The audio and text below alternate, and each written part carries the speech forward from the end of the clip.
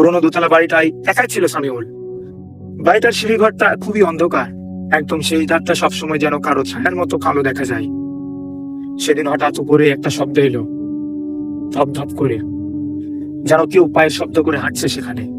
কিন্তু অদ্ভুত বিষয় হলো, শব্দ ঠপ করে নয়, বরং ঠিক সামিউলের মাথার উপর বয়ে যাচ্ছে সে শব্দটি। আর মনে হচ্ছে যেন ছাদের মধ্যে কেউ হাঁটছে। সামিউল ভয় পেলেও মোবাইলের টর্চ জ্বালিয়ে সিঁড়ির দিকে তাকালো। সিঁড়ির প্রতিটা ধাপ আলোতে চকচক করছে, কিন্তু সেই ধাপটা আজ যেন আরো কালো, যেন আলো গিয়ে সেখানে পৌঁছাচ্ছে না। হঠাৎ নিচ থেকে একটা ক্ষীণ গলা শোনা গেল, ওই ধাপটা পার হইও না, ওইটা আমার। সামিউল থমকে দাঁড়ালো।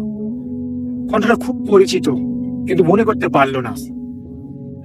সে নিচে তাকাতেই দেখলো সিঁড়ির একেবারে নিচে দাঁড়িয়ে একটা মানুষ, কিন্তু তার চোখ দুটা গর্তের মতো ফাঁকা এবং শরীরটা আধো পচা।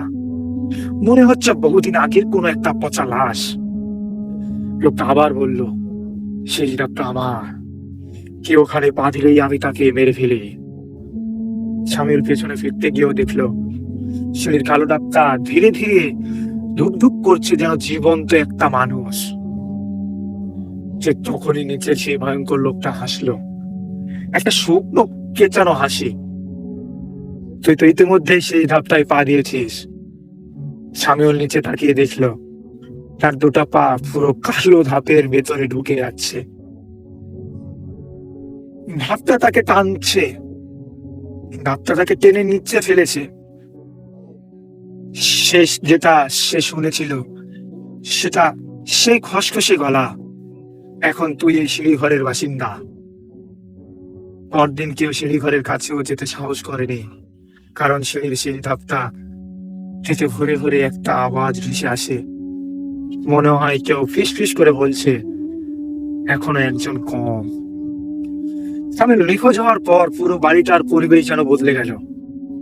ঘরের বাতাস ভারী, রাতে হঠাৎ দরজা কাঁপে, আর সিঁড়িঘরের দিক থেকে সবসময় একটা ঠান্ডা শ্বাসের মতো শব্দ আসে।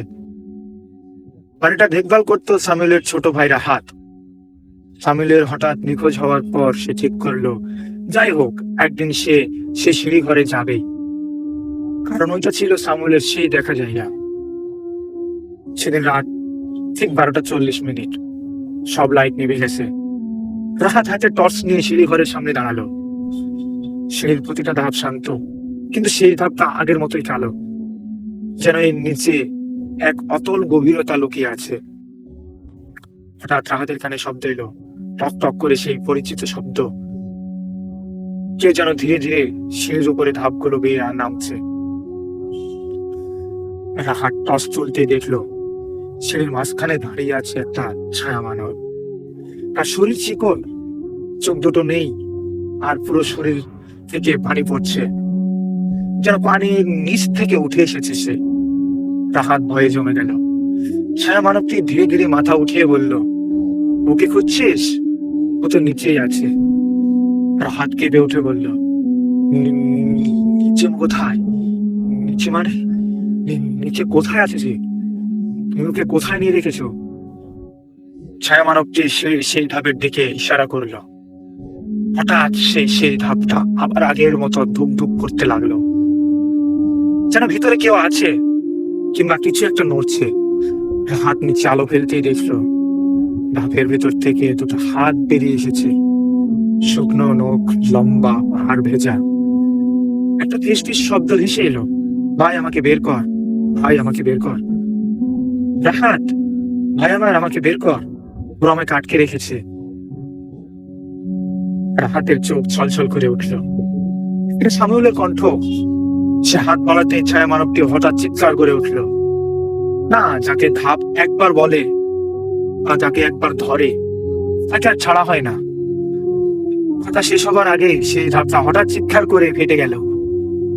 এক ঝটকায় ভেতর থেকে উঠে এলো আরো 3-4টা হাত। কেউ টেনে নিচ্ছে সামিউলকে, কেউ আর টেনে ধরলো রাহাতকে।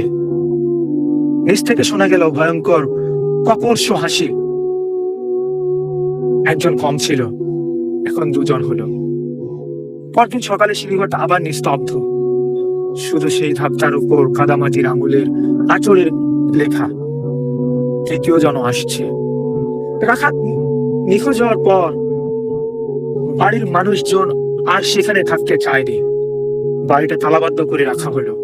কিন্তু গ্রামের লোকেরা বলতে লাগলো, রাতে বাড়ি থেকে মানুষের কান্না, ফিসফিসানি আর ভারী পায়ের আওয়াজ শোনা যায়। এই গল্প শুনে গ্রামের এক তরুণ জামিনুল সিদ্ধান্ত নিল সে সত্যটা জানবেই। বাড়িটা পরিত্যক্ত, কিন্তু রহস্য সে ভাঙবেই। রাত ঠিক 1:10। জামিনুল টর্চ নিয়ে চুপচাপ বাড়ির সিঁড়ি ঘরের সামনে দাঁড়ালো। চারদিকে পচা গন্ধ, যেন ভেজা মাটির সঙ্গে মানুষের ঘামের গন্ধ মিশে আছে। হঠাৎ সেই পুরনো শব্দ, ঠিক আগের মতো সিঁড়ির উপর থেকে পায়ের শব্দ আসছে। কিন্তু এবার জামিনুল পালালো না, সে সিঁড়ির দিকে টর্চ ফেলল। মাঝখানে দাঁড়িয়ে আছে আগের সেই ছায়া মানব। ভেজা শরীর থেকে পানি ঝরছে, আর চোখ দুটো গর্তের মতো। ছায়া মানব বলল, তুই তৃতীয় জন। জামিনুল ঠান্ডা গলায় বলল, আমি কাউকে খুঁজতে আসিনি, সিঁড়ির নিচে কি আছে জানতে এসেছি। ছায়া মানবটি ধীরে ধীরে হাসলো, একটা পচা দাঁত বেরিয়ে এলো। তুই সত্যি জানলে ফিরতে পারবি না। জামিনুল কিছু বলার আগেই সেই দাঁতটা হঠাৎ মাটির মতো নড়তে শুরু করলো। দাঁতটা আস্তে আস্তে 2 ভাগ হয়ে খুলে গেল। ভেতরটা কালো নয়, বরং ভেতরে একটা ঘর। অন্ধকার ভেজা দেয়ালে ফাঙ্গাই জমে থাকা বিশাল একটা ঘর। ঘরের ভেতর হঠাৎই জামিনুল দেখলো প্রথমেই 2 জন বসে আছে, জামিনুল আর রাহাত। চোখ দুটো নিভে গেছে, মুখ শুকিয়ে হাড় বের হয়ে গেছে। দুজনই ধাপের দিকে তাকিয়ে কাঁদছে। জামিনুল বলল, বের হয়ে যা, দেরি হলে তোরও ফেরা হবে না। হাত ফিসফিস করে বলল, আমরা আটকে গেছি, আমাদের আর উপরে উঠতে দেয় না। ঠিক তখন পিছন থেকে সেই ছায়া মানব ঝাঁপিয়ে বলল, এদের বের হতে দেওয়া যাবে না, এরা এখন দাঁতের আত্মা। জামিনুল টর্চের আলো ঘুরাতে এসে দেখলো ঘরের দেয়ালের পাশে ছায়ার মতো দাঁড়িয়ে আছে আরো 5 থেকে 6 জন ছায়া মানব। কারো মাথা নেই, কারো মুখ নেই, কারো হাত পা বাঁকা হয়ে গেছে। ওরা সবাই একসাথে ফিসফিস করে বলল, তুই এসে আমাদের ঘুম ভেঙে ফেলেছিস। হঠাৎ পুরো ঘরটা কেঁপে উঠলো। সিঁড়ির ধাপগুলো একসাথে চিৎকারের মতো শব্দ করলো। ভেতর থেকে সেকেন্ডের মধ্যে 10-12টা হাত জামিনুলকে ধরতে এগিয়ে এলো। ছায়া মানব গর্জে উঠলো, এবার তুইও থাকবি এখানে, সিঁড়ির নিচের ঘরে। জামিনুল শেষবারের মতো চিৎকার করে উঠলো, আর তারপর নিস্তব্ধতা। পরদিন সিঁড়ির শেষ ধাপে মাটির আঁচড়ে লেখা পাওয়া গেল, 4র্থ জন আসছে। এখন সবার প্রশ্ন, কে হবে 4র্থ জন? দ্বিতীয় পর্বটি দেখার জন্য সবাই আমাদের এই চ্যানেলটিকে সাবস্ক্রাইব করে পাশে থাকা বেল আইকনটি বাজিয়ে রাখবেন। এবং গল্পটি কেমন লাগলো তা অবশ্যই কমেন্ট করে আপনাদের মতামতটুকু জানিয়ে দেবেন। ধন্যবাদ সবাইকে।